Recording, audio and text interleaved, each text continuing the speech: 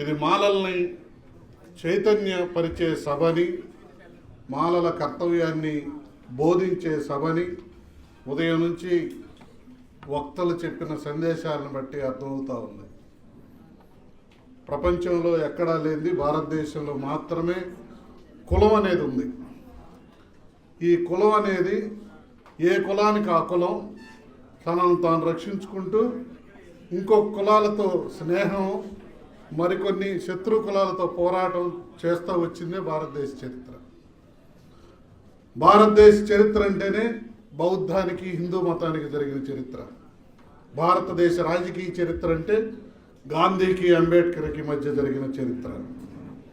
ఇప్పుడు మనం మిగిలిన వాళ్ళందరూ గాంధీ వారసులైతే మనం అంబేద్కర్ వారసులు. అంబేద్కర్ అంటే ప్రపంచంలో ఏ రాజ్యానికైనా సలహా ఇవ్వగలిగినటువంటి గొప్ప రాజనీతివేత్త. ఆయన రక్షణ రంగ నిపుణుడు. ఏ దేశానికైనా ఆ దేశం తనను తాను రక్షించుకోవటం ఎట్లాగో ఆ భౌగోళిక పరిస్థితుల్ని అధ్యయనం చేసి చెప్పినవాడు. అలాగే ఆయన మన ఆంధ్రప్రదేశ్ను కూడా అధ్యయనం చేసి ఏం చెప్పాడంటే, ఇక్కడ మాలమాదిగలకి 3 శత్రువులు ఉన్నారు. వాళ్ళు రెడ్డి, కమ్మ, కాపు. ఈ 3 మా కులాల్ని అణిచేస్తారు అని ఆయన అధ్యయనంలో చెప్పాడు. కానీ మనందరం అంబేద్కర్ వాదులం, మనందరం అంబేద్కర్ వారసులం. గుండెల నిండా అంబేద్కరే, కానీ భుజాల మీద జగన్ ఉన్నాడే, ఎవరు దించాలి? గుండెల నిండా అంబేద్కరే, భుజాల మీద చంద్రబాబు నాయుడు ఉన్నాడే, ఎవరు దించాలి? భారత రాజ్యాంగాన్ని రాశారు అంబేద్కర్ అని చెప్పి మనం గర్వంగా చెబుతున్నాం కదా.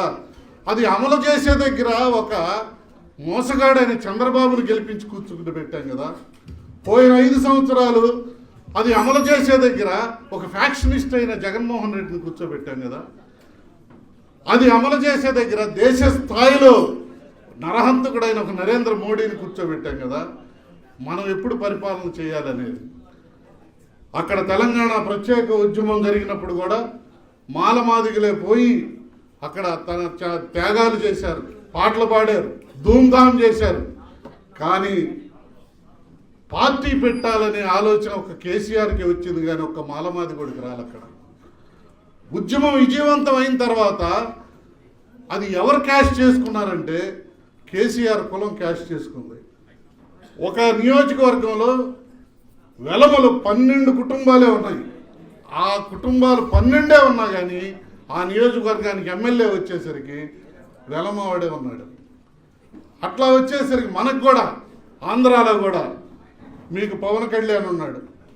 ఆయనకి నవ్వటం రాదు, నడవటం రాదు, నిలబడటం రాదు, మాట్లాడటం రాదు. కానీ మనందరికంటే ఒక జ్ఞానం ఉంది, పార్టీ పెట్టొచ్చు ఆయనకి తెలుసు, మనకు తెలియదు. లేబర్ కమ్మని అడగండి, నీకేం కావాలంటే నా తెలుగుదేశం గెలిచి ఏలాలంటాడు. లేబర్ రెడ్డిని అడగండి, నీకేం కావాలంటే నా వైసీపీ గెలిచి రాజ్యం చేయాలంటాడు.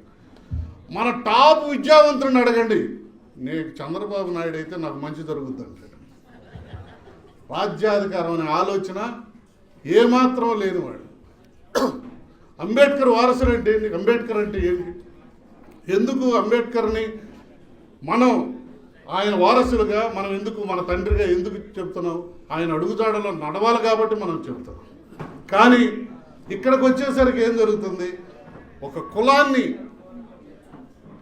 పార్టీలుగా పెట్టుకున్నప్పుడు ఆ కులాన్ని ఎట్లా ఓడించటమో తెలియని ఒక అయోమయ స్థితిలో మనం ఉన్నాం. కులం అంటే ఎంత జాగ్రత్తగా ఉంటుందంటే, సుర్జీత్ సింగ్ బర్నాలా అని ఉన్నాడు, పంజాబ్ ముఖ్యమంత్రి.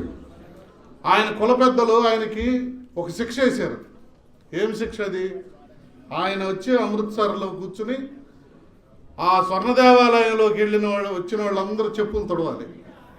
ఎవరికేసారు ఈ శిక్ష? సాక్షాత్ ముఖ్యమంత్రికి వేశారు.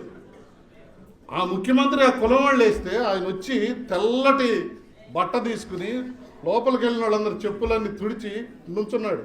కుల పెద్దలు వచ్చి ఇళ్ళంటేనే వెళ్ళాలన్నమాట. ఆయన చుట్టూ మంది మార్బలం అంతా ఉన్నారు, పోలీస్ సిబ్బంది అంతా ఉన్నారు. అది కులం అంటే. కులాన్ని సిక్కులు అట్ట రక్షించుకున్నారు. ప్రతి కులంలో ఒక ఒక 10 మందికి ఒక నాయకుడు ఉంటాడు. ఆ నాయకుడికి ఇంకొక నాయకుడు ఉంటాడు. అట్లాంటి 10 మంది నాయకులకి అట్లాంటి 10 మంది నాయకులు ఇంకో నాయకుడు ఉంటారు. మనం అనకూడదు కానీ మాలవాళ్ళకి ఎవడికాడే నాయకుడు. ఒకటి నాయకత్వం కింద పని చేయాలని అనుకోరు ఎవరు. ఇప్పుడు నీ శత్రువు ఎవరు? అంబేద్కర్ స్ట్రైట్గా చూశాడు, పాలిటిక్స్ స్టడీ చేశాడు, శత్రువుని ఐడెంటిఫై చేశాడు, సగం గెలిచేశాడు అక్కడే. ఆయన శత్రువు గాంధీ. ఎవడికి ఆన్సర్ చేయలే ఆయన.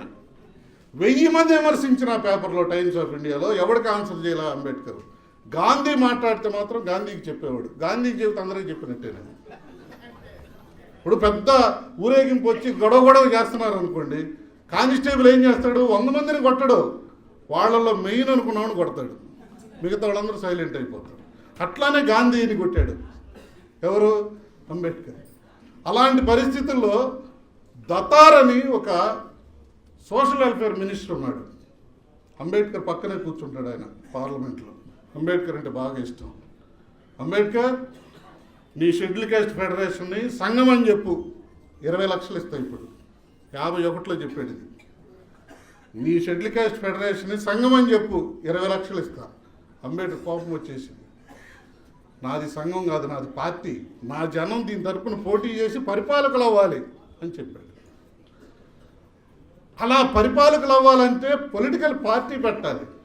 1936లో అంబేద్కర్ ఇండిపెండెంట్ లేబర్ పార్టీ పెట్టిన తర్వాత 1956లో డిసెంబర్ 6 చచ్చిపోయే వరకు ఒక పార్టీ అధ్యక్షుడు హోదాలోనే అంబేద్కర్ మాలపల్లి మాదిగపల్లికి వచ్చాడు, కానీ ఇంకొక విధంగా రాలా. ఎన్ని సంఘాలు పెట్టాలి? ఎన్ని సంఘాలు? జాతీయ అధ్యక్షుడు ఈ బజారా, రాష్ట్ర అధ్యక్షుడు పక్క బజారా? ఏం సార్ ఇది?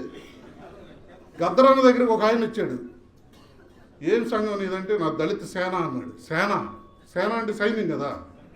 ఎన్ని తుపాకులు ఉన్నాయి అని అడిగాడు. లేవన్నాను. అరే కత్తులు ఎన్ని ఉన్నాయి రా? లేవన్నాను. కర్రగోళ్ళు ఏమి లేకుండా సేన అయింది. ఎన్ని వాట్సాప్ గ్రూపులు ఒక్కొక్క సేన. దాని ఆఫీస్ ఏడో తెలియదు మనకి, దాని అడ్రస్ ఏడో తెలియదు, దాని జెండా ఏంటో తెలియదు.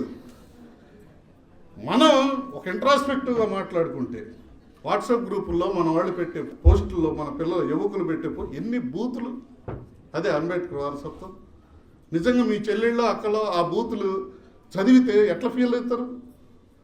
మనల్ని మనం సంస్కరించుకోవద్దా? ఇందాక సార్ చెప్పారే, అంబేద్కర్ ఏంటంటే అంబేద్కర్ చదవాలి. అంబేద్కర్ జీవిత చరిత్ర చదివి రాజ్యాంగం రాశాడు, ఉద్యోగాలు ఇచ్చాడు, రిజర్వేషన్ ఇచ్చాడు, దూడ కత్తిరేశాడు, ఇదా అంబేద్కర్ అంటే? అదే ఫిలాసఫీ ఆఫ్ హిందూయిజంలో ఏం చెప్పాడు? క్యాన్సిలేషన్ ఆఫ్ క్యాస్ట్లో ఏం చెప్పాడు? రాజ్యాంగం మినిట్స్లో ఏం చెప్పాడు? రాజ్యాంగంలో ఎదురుగా రాజేంద్ర ప్రసాద్ కూర్చుంటే ఆయన ఒక వ్యూహం వేశాడు. ఏమని? ఈ బ్రాపర్ వాళ్ళందరం గెలవాలి, నేను ఎట్లా గెలవాలి, అది వ్యూహం. వాళ్ళని గెలవటం ఎందుకు? మనం రక్షించుకోవడానికి. 4 రోజుల తర్వాత బాబు కూర్చోండి, ఎవడు చెప్పరు, మీకు కూర్చోండి. 4 రోజుల తర్వాత పిలుస్తారనుకుంటే రాజేంద్ర ప్రసాద్ 4 రోజుల ముందే పిలిచేశాడు. తపన పడిపోతున్నాడు అంబేద్కర్. రాజ్యాంగం రాసే ఛాన్స్ ఉంటుందా పోద్దా? 12 కోట్ల మంది జనాన్ని నేను రక్షించగలనా లేదా? ముందు ఈ దేశాన్ని రక్షించాలి, నా జనాన్ని దేశభక్తుడు కదా ముందు అని ఆలోచించి ఒక్క ప్రసంగం అట్లా రాయల్ ఇంగ్లీష్, బ్రిటిష్ ఇంగ్లీష్లో అట్లా ప్రసంగం చేస్తే ఫిదా రాజేంద్ర ప్రసాద్. రాజేంద్ర ప్రసాద్ ఆశ్చర్యపోయేటట్టు అప్పటి రాజనీతివేత్త స్టేట్స్మన్ ఎడ్మండ్ బర్క్ గురించి చెప్పాడు. ఆ ఎడ్మండ్ బర్క్ ఎవడో అక్కడ ఉన్న 229 మందిలో ఒక్కడికి కూడా తెలియదు నాకు తెలిసి. ఆ ఎడ్మండ్ బర్క్ స్పీచ్ అప్పచెప్పాడు. ఒక రేసును కానీ, ఒక కాస్ట్ని కానీ, ఒక తెగను కానీ వేరుగా చేసి వెలేసి ఉంచకూడదు అని. అది ఎట్లాంటి అన్యాయం? ఎడ్మండ్ బర్క్ గురించి మినిట్స్లో చెప్పాడు. 13వ వాల్యూమ్ చదవకుండా జయమాల 13వ వాల్యూమ్ చదవద్దా? ఏం చెబుతుంది? రాజ్యాంగం రాశాడు. రాజ్యాంగ సభలో ఆయన ఎట్లా నిలబడ్డాడు? పటేల్ని, నెహ్రూని, గాంధీని వీళ్ళందరూ ఎట్టవచ్చబోయించాడు. అదంతా నీకు మినిట్స్ చదివితే కదా నీకు అర్థం అవ్వాలి. రాజ్యాంగం ఒట్టి రాజ్యాంగం చదివితే ఎట్ట అర్థం అవుతుంది నీకు? ఆ సెక్షన్ అందులో ప్రవేశపెట్టడానికి ఎట్లా? అది కదా చేయాల్సింది. ఒక్కొక్క కులం వచ్చి మనకి ఇప్పుడు ఎన్ని ఉద్యోగాలు ఉన్నాయా? మనకు వచ్చేసి ఇప్పుడు వర్గీకరణ జరిగితే మాలలు అయిపోతారని చెబుతున్నాం మనం.